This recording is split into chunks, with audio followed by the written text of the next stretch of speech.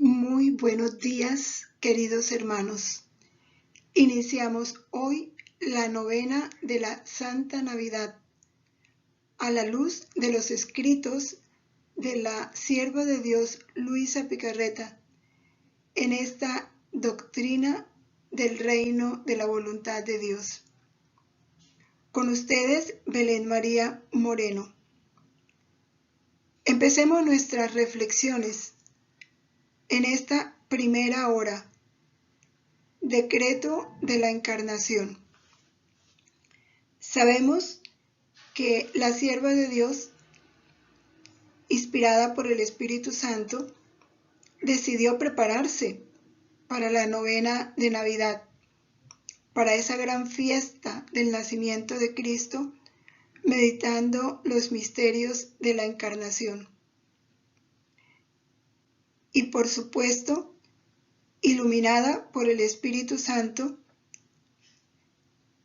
y bajo la obediencia de su confesor, escribe las reflexiones que cada hora Dios ponía en su mente, en su corazón y en su vida, porque ella cada día meditaba estos 9 excesos de amor que Jesús vivió en el vientre de la Virgen María. Y nos invita a nosotros seguir esta contemplación, porque es una contemplación, es centrarnos con la fe en el seno de la Virgen María, es estar allí con Jesús, contemplarlo a Él viviendo estos excesos de amor por nosotros y contemplar a la Madre e imitarla acompañando a su Hijo en estos excesos de amor.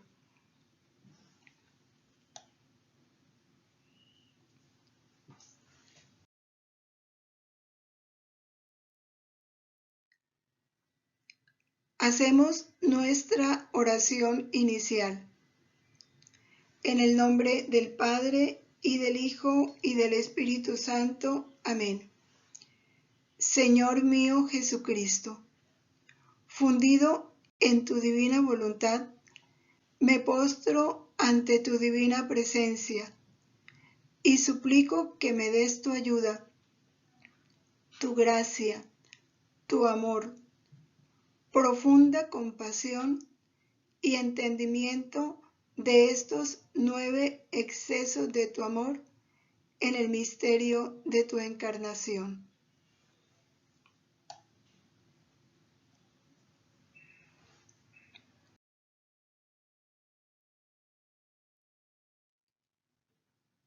Y tú, Madre Dulcísima, bien sé que llevas en tu seno al gracioso niñito Jesús. Por él es precisamente por lo que quiero venir a ti. Escóndeme en tu seno materno. Une mi voluntad a la tuya, y allí nos tendrás juntos a los dos. ¿No eres tú también mi madre? Madre Santa, déjame darle un beso a Jesús y otro a ti. Escondo en ti mi continuo te amo. Escondo todos mis actos y todas mis penas de este día para rendirle un ardiente homenaje al Hijo de Dios. Dios te salve María, llena eres de gracia, el Señor es contigo. Bendita tú eres entre todas las mujeres, y bendito es el fruto de tu vientre, Jesús. Santa María, Madre de Dios, ruega por nosotros pecadores, ahora y en la hora de nuestra muerte. Amén.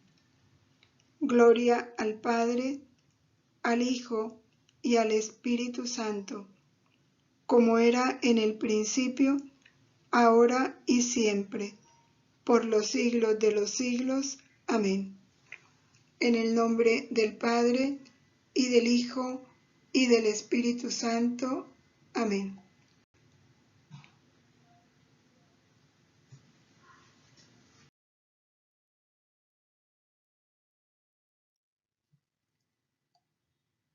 El decreto de la encarnación.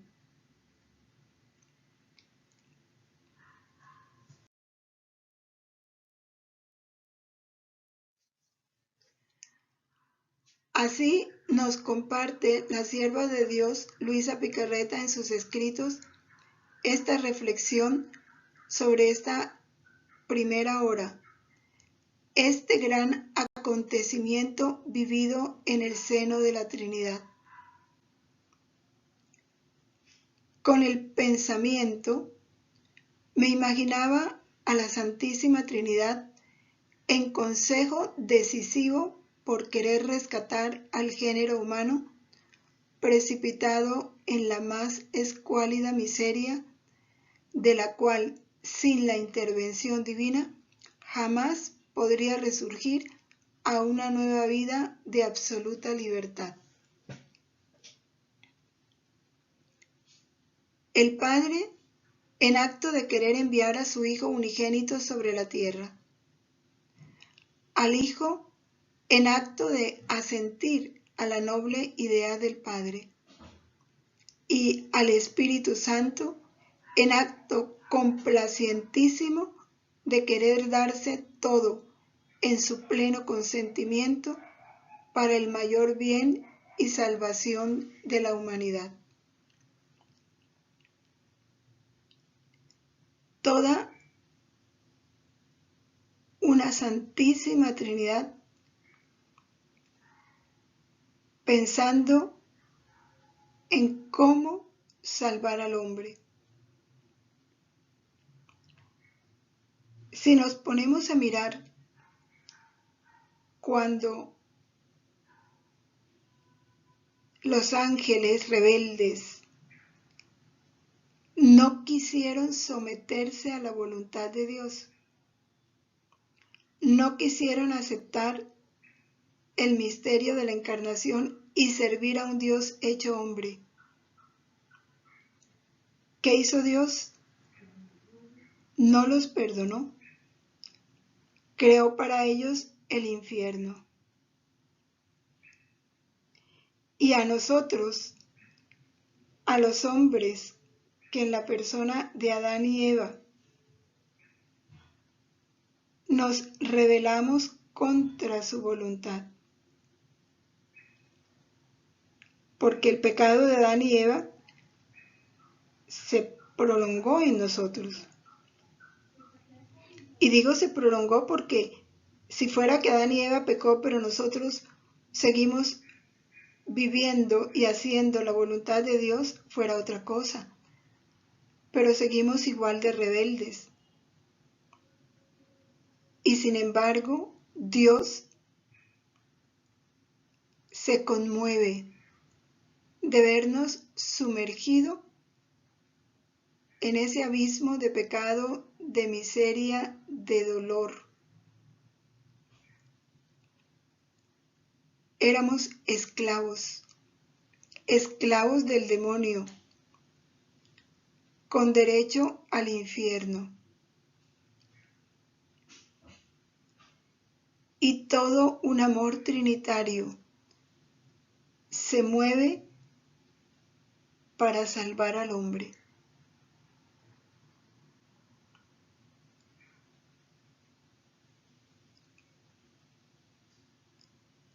El Padre. Es el Padre el que expresa su deseo de bien para nosotros. Y en esa unidad de voluntad el Hijo se dispone y el Espíritu Santo se une a esa voluntad del Padre y del Hijo y en acto complacientísimo, o sea, lleno de complacencia, de alegría, se da todo Él para realizar ese deseo del Padre, esa disposición del Hijo para nuestro bien, para nuestra salvación. Contemplar este misterio de amor, de misericordia, debe hacer surgir en nosotros un deseo, una expresión, una actitud continua, profunda, sincera de gratitud. Gratitud expresada en obras más que en sentimientos. Así como la persona más vil que ha cometido la mayor falta se siente abrazar de amor de parte de aquel a quien ha ofendido. Así hemos de sentir nosotros este acto tan grande, tan sublime, tan misericordioso de parte de la Santísima Trinidad hacia nosotros. Y es algo que no forma parte de una historia, no fue que sí. El decreto se dio y la Santísima Trinidad ya expresó su amor y se dio la redención, ¿no? Es algo que está en acto continuo, porque esto que se realizó a nivel general lo hace la Santísima Trinidad a nivel particular con cada hombre en cada momento en que nos rebelamos contra su voluntad. No vacila en pronunciar nuevamente esa orden, ese decreto, en realizar ese acto de misericordia, porque su Hijo está al lado del Padre, intercediendo permanentemente por nosotros, haciendo realidad el gran deseo del Padre de perdonarnos, de salvarnos, de llevarnos a gozar junto a Él de ese puesto preparado para cada uno de nosotros desde antes de la creación del mundo. Porque desde antes de la creación del mundo nos eligió en Cristo. Y esa elección no la quita nunca, por encima que sean nuestros pecados. Se mantiene viva, activa. ¿Y qué no hace el Padre para que esa elección llegue a su término, a su cumplimiento, a su plena satisfacción?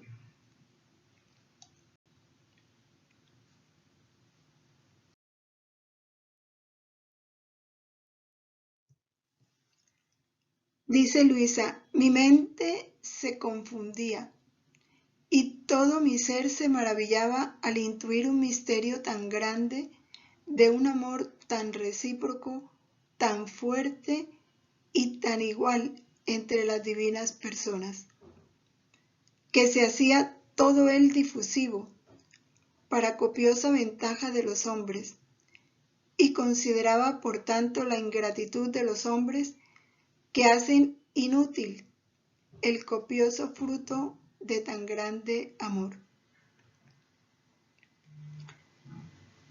Hay dos puntos importantes que esta reflexión nos hace comprender, contemplar. Primero, el gran amor recíproco del Padre, el Hijo y el Espíritu Santo. Porque el querer del Padre mueve al amor del Hijo para complacerlo, para realizar ese querer. Y se encarna para complacer al Padre, para reparar ante el Padre la gloria que el hombre le ha negado.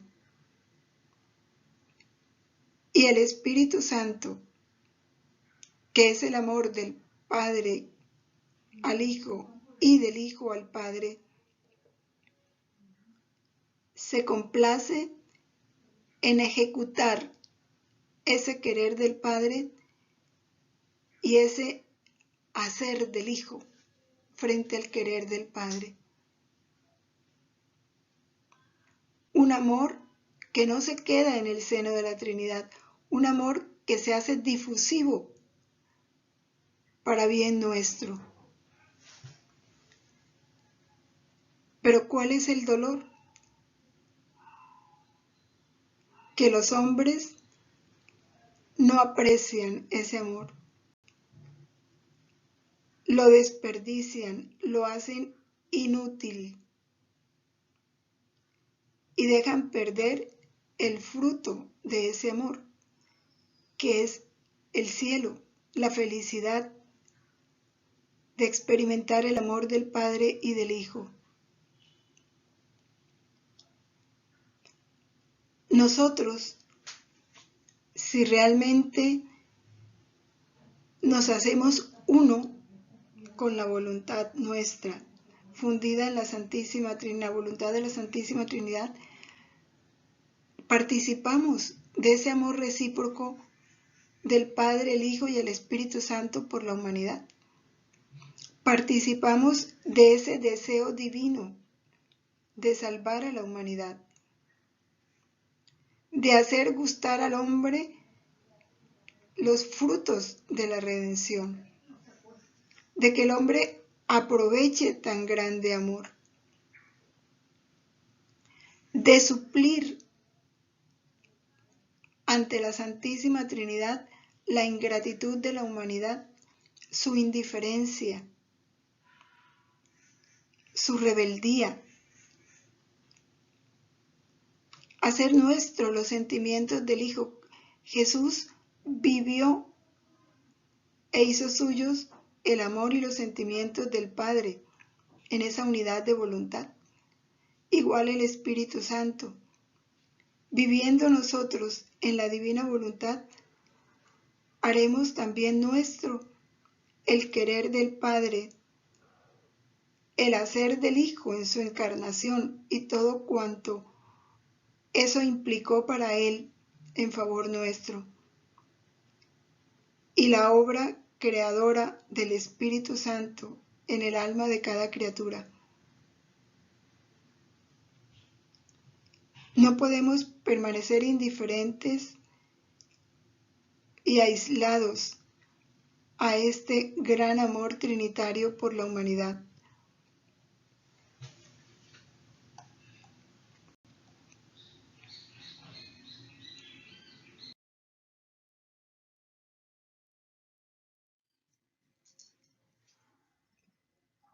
A través de los escritos de la sierva de Dios, se nos narra esa condición en la cual quedó el hombre después del pecado original y que es importante tenerla presente, porque si meditamos en lo que éramos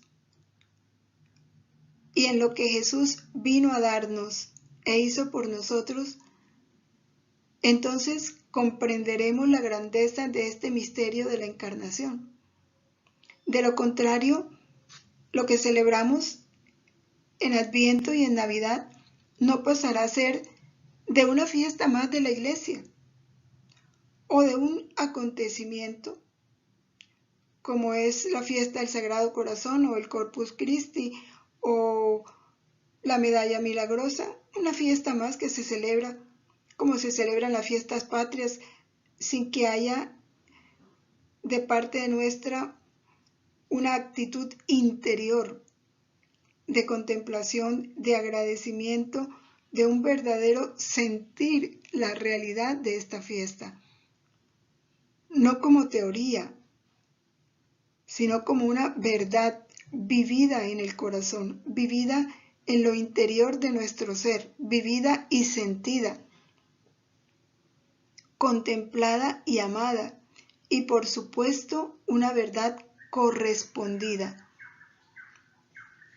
que vaya transformando nuestra vida y no solo nuestra vida, la vida de los que están a nuestro alrededor y de aquellos con los que Dios nos pone en comunicación, que haga resonancia en nosotros y esa resonancia en nosotros se comunique a los demás.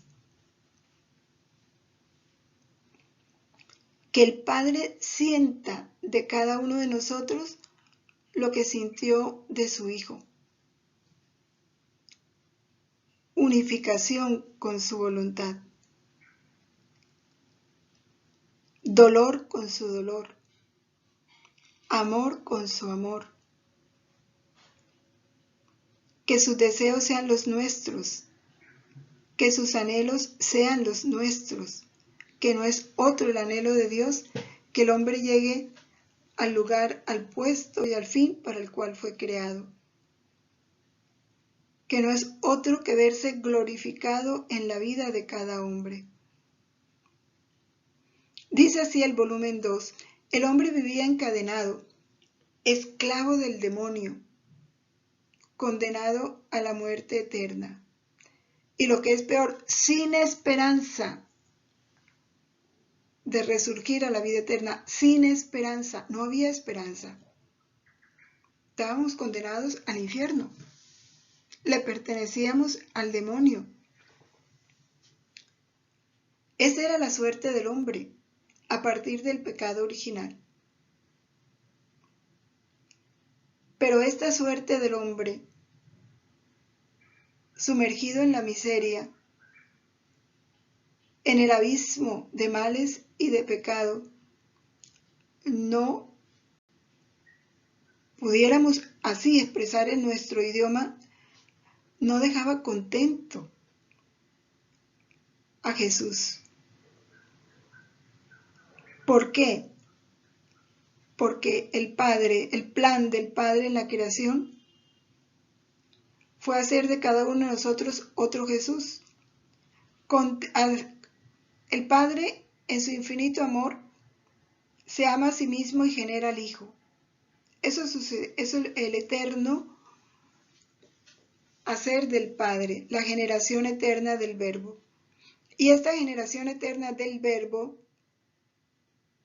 en sus obras ad extra en la creación, el Padre la plasma al crear al hombre, porque al crear al hombre, crea en él otro igual a él, perfecta imagen y semejanza suya, es decir, otro Jesús, para verse a sí mismo en nosotros, porque haciendo de nosotros otro Jesús, el Padre, al mirarnos, se veía a sí mismo en nosotros.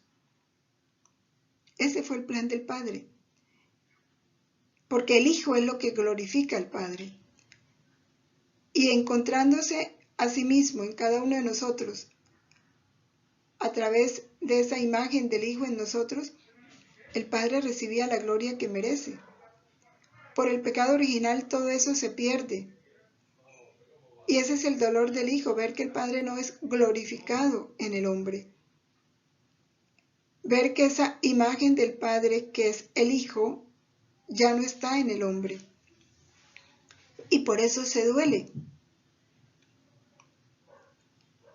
¿Y qué hace entonces el Hijo? Se dispone a sacar al hombre de ese abismo de miserias. Y así lo dice el volumen 2. Esta Madre amorosa se presenta ante la divina justicia con lágrimas en los ojos, con las voces más tiernas, con las razones más potentes que su magnánimo corazón le dicta. Y dice a la divina justicia: gracia te pido para mis perdidos hijos. Y pide esa gracia porque ve que la única forma de salvar a la humanidad es dando la propia vida. No encuentra otro medio porque era Dios el ofendido. Y la restauración, la reparación, tenía que tener un precio divino, porque el ofendido era Dios. Había que pagar un precio divino y solo lo podía pagar un hombre Dios. Por eso Jesús se ofrece al Padre.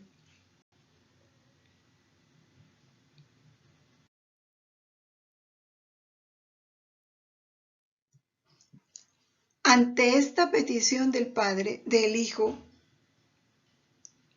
la divinidad se conmueve. Acepta las razones que Él le presenta. Y es hermoso lo que este capítulo nos dice. Se siente inclinada a amar a estos hijos y lloran juntos su desventura. La Santísima Trinidad llorando nuestra desventura. Se ponen de acuerdo y aceptan el sacrificio de la vida del Hijo, que se presenta como Madre nuestra.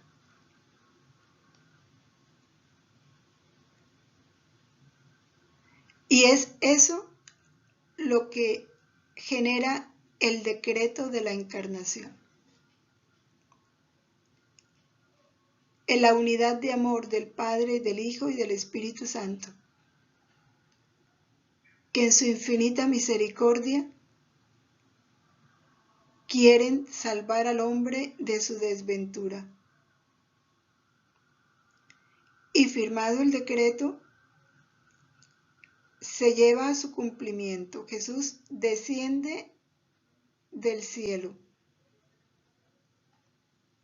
se encarna, deja sus vestiduras reales, se viste de las miserias humanas como si fuese la más vil esclava. ¿Qué camino cogió Jesús para hacerse uno de nosotros? Nunca fue el mejor camino. Él escogió lo que los hombres consideraban el peor camino. Entre la riqueza y la pobreza, escoge la pobreza.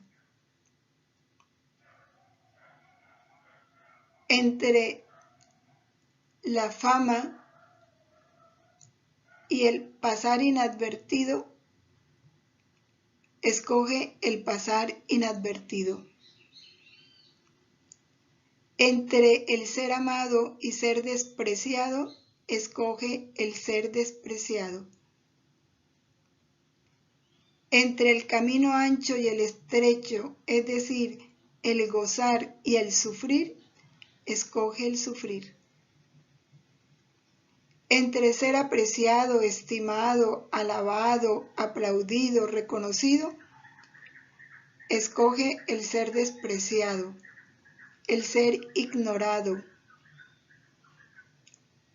el no ser reconocido, el ser olvidado. Y se dispone a vivirlo. Un gran ejemplo. Y también para nosotros una enseñanza. Porque en este Adviento, si realmente nos disponemos a hacer nuestro los sentimientos de Jesús, la voluntad del Padre, hacernos uno con ella, hacer nuestro los sentimientos, los deseos, los anhelos, los esfuerzos del Padre, del Hijo y del Espíritu Santo por la humanidad, no podemos hacer otra cosa que escoger el camino de Cristo. Amar ese camino que Él escogió, amarlo en nuestra vida.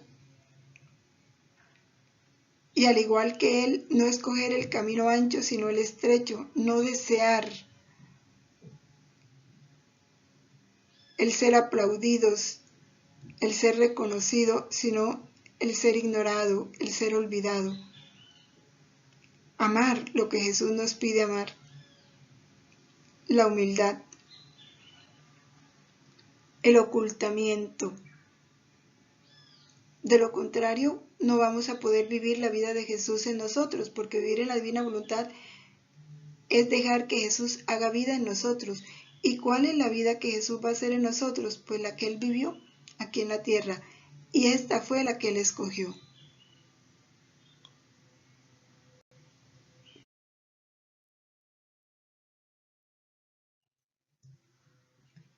Continúa este capítulo del volumen 2.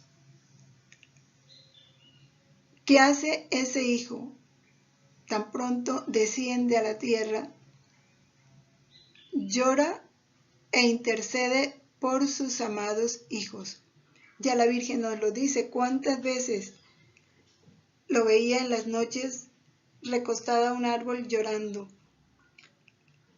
pidiendo al Padre perdón por nuestra ingratitud, por los desprecios a las gracias de la encarnación, porque su palabra no era escuchada. Y si eso hizo cuando estuvo aquí en la tierra, pues continúa sucediendo, porque igual estamos en este tiempo. Su palabra no es escuchada, sus mandamientos no son aceptados.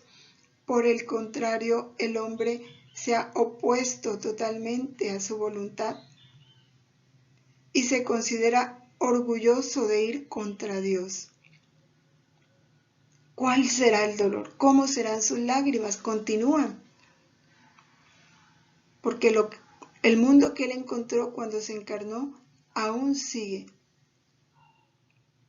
despreciándolo. Por eso, mientras ella ama tanto a estos hijos, estos, en vez de recibir a esta madre con los brazos abiertos, ya que viene a salvarlos, hace lo contrario. Y esto no es contar algo que sucedió, sino algo que sucede. Dice la palabra de Dios, vino a los suyos y los suyos no lo recibieron.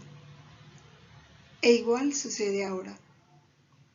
¿Cómo se vive cada Navidad? Porque Jesús dice que Él no nació una vez, Él nace continuamente, nos lo dice en sus volúmenes. Y ese nacimiento se da continuo en cada alma cuando el alma se abre a este nacimiento de Jesús. Pero vive el dolor de no ser recibido. No lo quieren recibir ni reconocer. Lo obligan a ir errante. Y lo que es peor, empiezan a planear cómo matar a esta madre tan tierna. Y eso es lo que sucede hoy. ¿Qué leyes se están fraguando en nuestros gobiernos? ¿Cómo alcanzar victoria para que reine y se apruebe la ley de la eutanasia? O sea, se imponga a los hombres matar en su vida la ley de Dios, hacer contrario de lo que Dios pide. La ley del aborto en todos los países se está imponiendo el aborto. Y lo que es peor, en el corazón de los hombres ya se considera como algo necesario, como un derecho, con el desprecio de la verdad de Dios. Dios estorba. En las constituciones de los gobiernos se ha quitado el nombre de Dios. Se prohíbe el culto a Dios, el dar testimonio de Dios.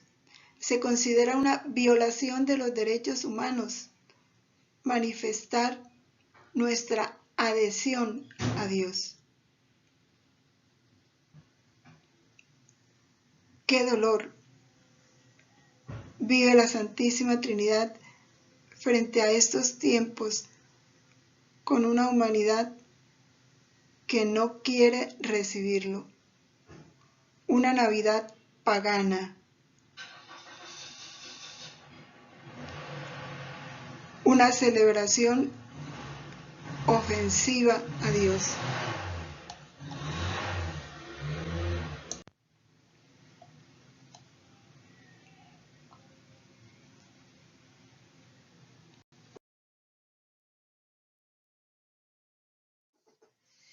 Y frente a todo este mal, frente a todo este rechazo que vive Dios en estos tiempos, ¿cuál es la actitud de Jesús? ¿Cuál fue su primera actitud cuando se encarnó? ¿Y cuál es su actitud ahora? ¿Detiene su amor? ¿Quita los frutos de la redención? ¿Nos niega sus gracias? No. Se enciende más de amor por ellos y corre de un punto a otro para reunirlos y ponerlos en su regazo. Y esto nos lo explica muy bien cuando nos dice en su palabra que donde abunda el pecado, sobreabunda la gracia. Y así sucede ahora. Un tiempo de tanto pecado, de tanto rechazo a Dios, cuántas gracias, cuántos apoyos espirituales, cuántos intercesores, de cuánto se vale Dios para hacernos sentir su amor y su mensaje. Se mantiene permanente en la Eucaristía, en sus sacerdotes, en su iglesia. Nunca nos niega su palabra, ni los bienes espirituales ni los bienes materiales. Atento a responder a nuestras oraciones. ¿Cómo se fatiga? ¿Cómo se cansa hasta gotear sudor, no solo de agua, sino también de sangre? No se da un momento de tregua. Está siempre en actitud de efectuar su salvación. ¿Cuántas profanaciones eucarísticas? Y no solo se está buscando quitar a Dios de los templos, sino que se está quitando a Dios de todo.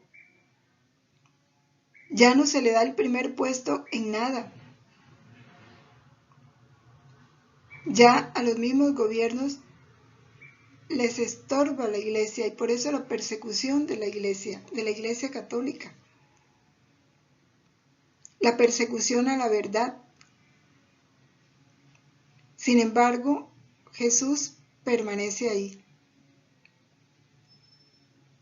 abierto a cada uno de nosotros, siempre en actitud de efectuar su salvación.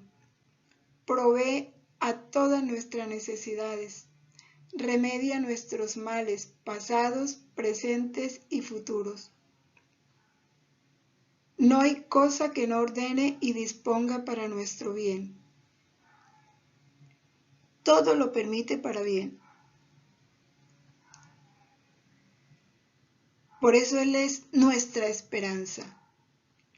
Nuestra esperanza es Jesucristo, el que obró nuestra redención, una redención permanente, porque la sigue obrando. Sigue buscando e inventando estratagemas de amor para cautivar al hombre descarriado, al pecador obstinado, al incrédulo, al que se burla de él. ¿Qué no inventa Jesús para conquistarlo? Dice el catecismo, Dios no cesa de atraer al hombre hacia él.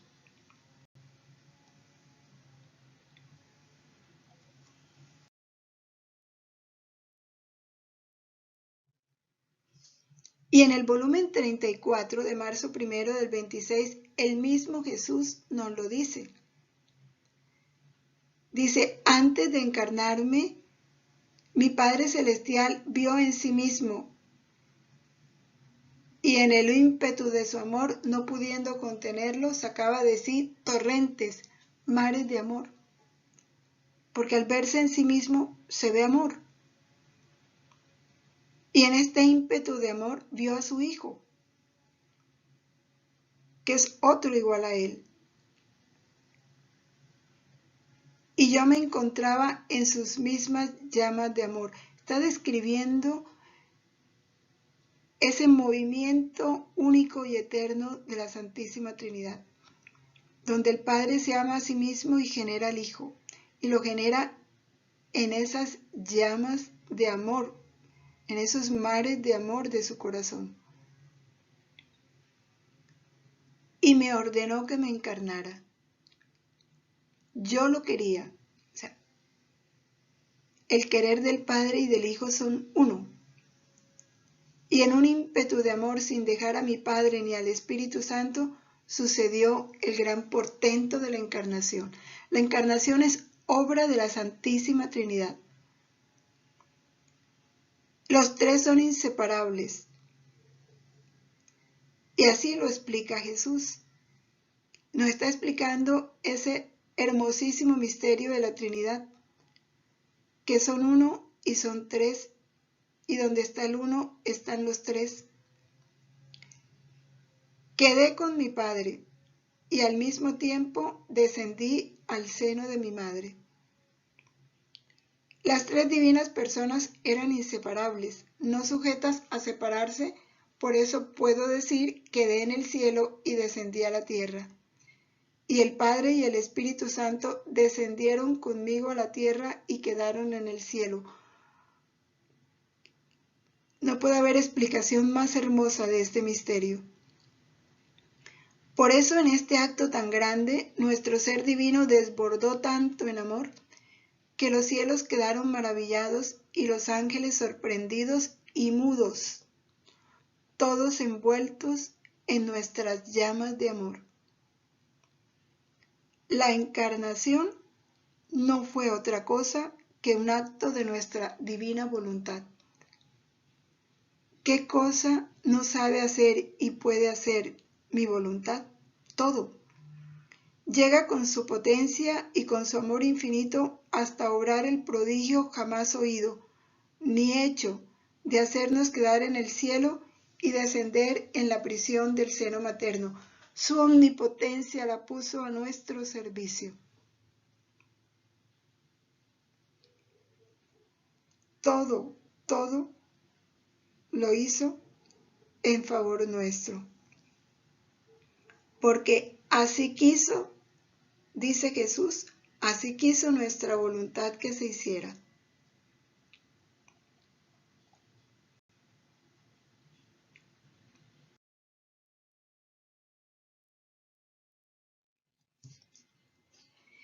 Y en este mismo volumen, y en este mismo capítulo, Jesús entra a explicarnos lo que es realmente un acto hecho en su voluntad y el actuar de la Santísima Trinidad en ese acto. Así nos lo explica. Cada vez que el alma quiere hacer mi voluntad, mi Padre Celestial primero observa dentro de sí. Porque cuando nosotros llamamos a la divina voluntad, estamos llamando al Padre, al Hijo y al Espíritu Santo. Porque siendo tres personas distintas, son uno. Y lo que los hace uno es precisamente la perfecta unidad de su voluntad.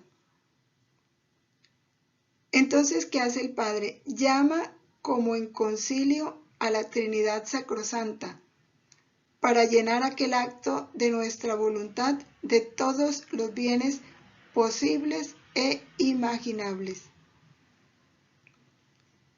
Después lo saca de sí. Ese acto lo observa dentro de sí. Y en consenso con la Trinidad,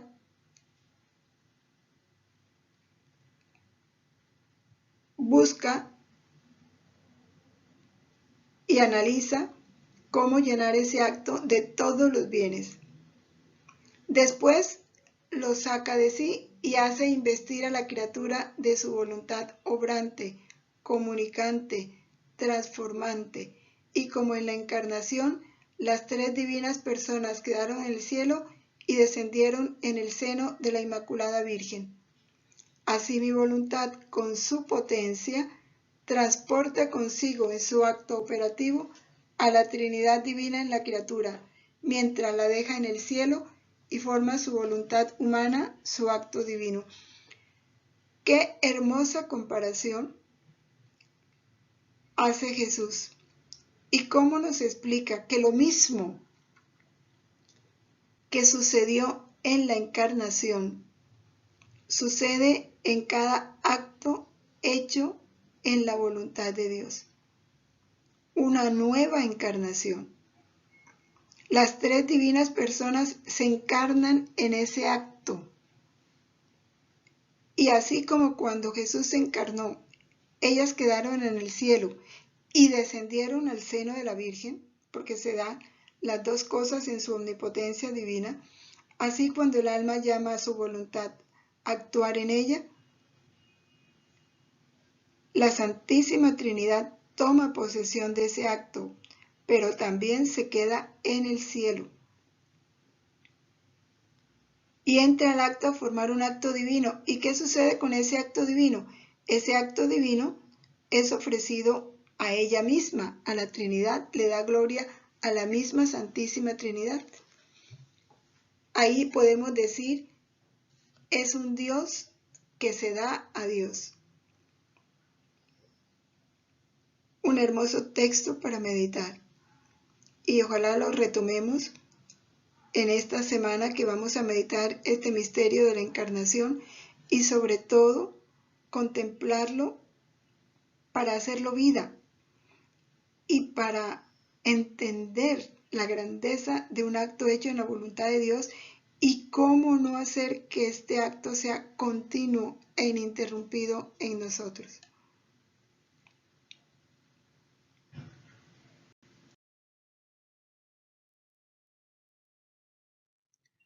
¿Cómo podrá venir este reino de la voluntad divina? Luisana, y con ella nosotros, analizando todos los males que se dan en el mundo, la situación de las criaturas tan lejos de Dios y tan opuestas a Dios. Y ella piensa, ¿estará la humanidad dispuesta a recibir un bien tan grande, a ocuparse de hacer conocer la voluntad de Dios y sobre todo dejarla reinar? Y ella dice, si Dios no obra un prodigio de su omnipotencia, es imposible que se establezca el reino del fiat divino en la tierra.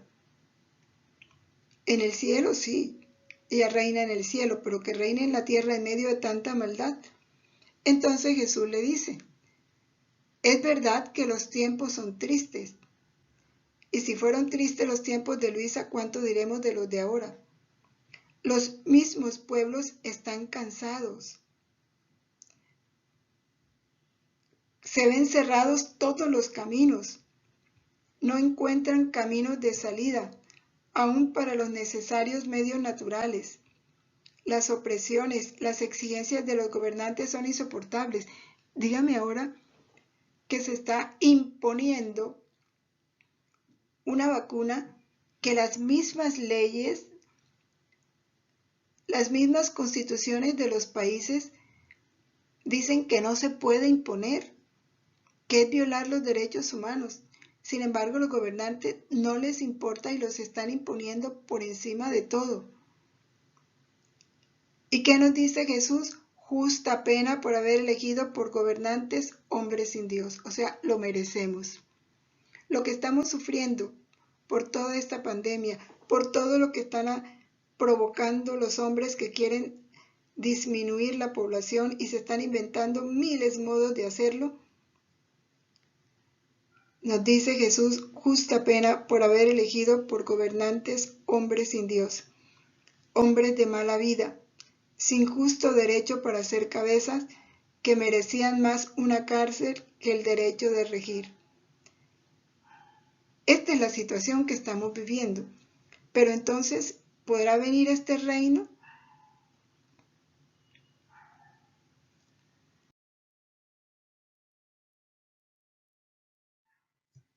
Y Jesús lo dice,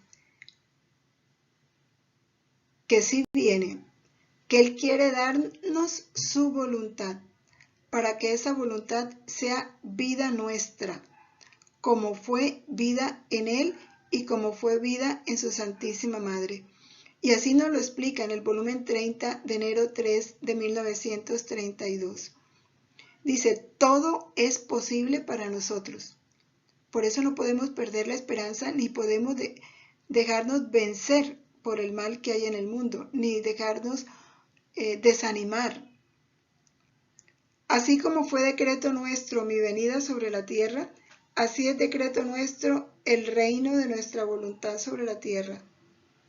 Más bien se puede decir que el uno y el otro es un solo decreto. Sí, porque el fin principal de la encarnación de Jesús fue el establecimiento de su reino, prepararnos para que lo que se perdió en el paraíso se restableciera. Y habiendo cumplido el primer decreto, que es el de la encarnación, queda por cumplir el segundo, que es el establecimiento de su reino. Y continúa Jesús explicándonos, entre aquella época y esta, en muchas cosas se dan la mano, y eso es verdad. La desaparición de los tronos y de los imperios es el anuncio de que el reino de mi divina voluntad no está lejano.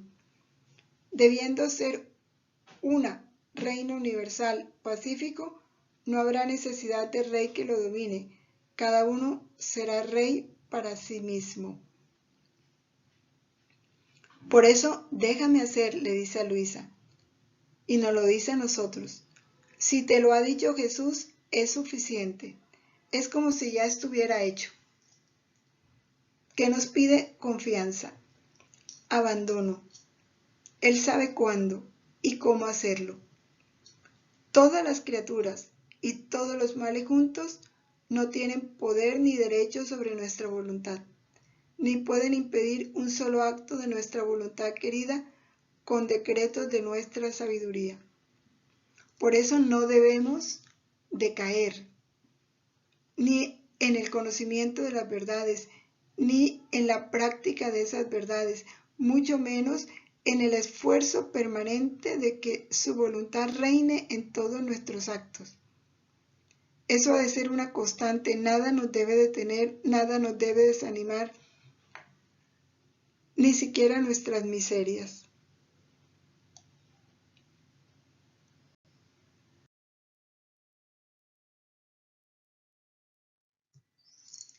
Después de haber leído y meditado estas verdades, de haber comprendido ese gran amor de la Santísima Trinidad, esa actitud permanente de establecer su reino por encima de todo,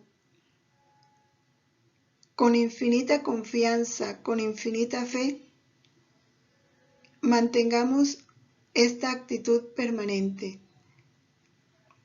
Considerar su amor, reparar la ingratitud de los hombres,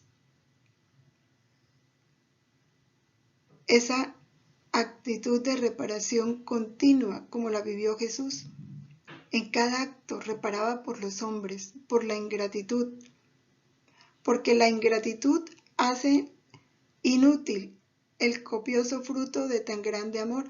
Recordemos lo que nos dice Jesús en las horas de la pasión, que la ingratitud es uno de los mayores dolores de su corazón, porque cierra el corazón del hombre a toda gracia. Por eso tenemos que reparar la ingratitud de los hombres ante este misterio de la encarnación y ante el querer Dios establecer este reino, porque Él quiere establecer el reino es para que seamos felices, para darnos todo lo que Él es, para hacernos partícipes de su bienaventuranza eterna. Ese es el copioso fruto de tan grande amor. Fundidos en su voluntad, en nombre de todos los hombres, Padre, te damos gracias. traemos ante tu presencia el corazón de cada criatura que te dice: gracias, Padre. Gracias por amarnos. Gracias por salvarnos. Concédenos que cada acto nuestro te diga incesantemente: gloria a ti, Padre, Creador. Gloria a ti, Hijo Salvador.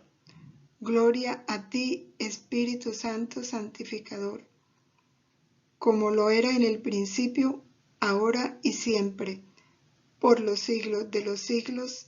Amén. En el nombre del Padre, y del Hijo, y del Espíritu Santo. Amén.